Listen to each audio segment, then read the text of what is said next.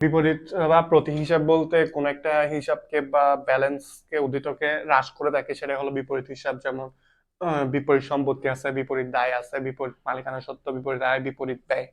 ঠিক আছে, এই বিপরীত সম্পত্তি এগুলি এইগুলি দ্বারা আমাদের এই লেনদেনগুলি দ্বারা আমাদের এই সম্পত্তিকে হ্রাস করে, দায়কে হ্রাস করে, মালিকানা সত্ত্বকে হ্রাস করে এবং আয়কে হ্রাস করে, ব্যয়কে হ্রাস করে। তো বিপরীত সম্পত্তি হলো এখানে মনে করো পুঞ্জীভূত অপচয়, অবলোপন, অবক্ষয়, অথবা পুঞ্জীভূত অপলোপন, পুঞ্জীভূত অবক্ষয়, অথবা অবচয় সঞ্চিতি, অবচয় অবলোপন সঞ্চিতি, অবক্ষয় সঞ্চিতি।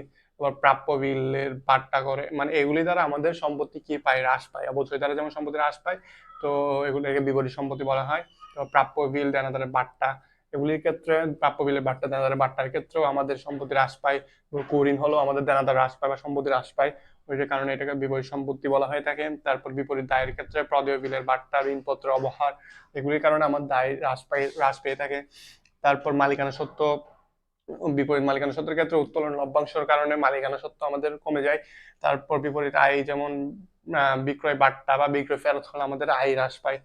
ব্যয়, বিপরীত ব্যয়ের ক্ষেত্রে ক্রয় বাট্টা বা ফেরত হলে আমাদের ব্যয়টা হ্রাস পায়। তো এগুলি হলো মূলত বিপরীত সম্পত্তি বলা হয় থাকে, যেটা আমাদের উদ্বৃত্তকে হ্রাস করে থাকে বা উল্টা হিসাব সেটা।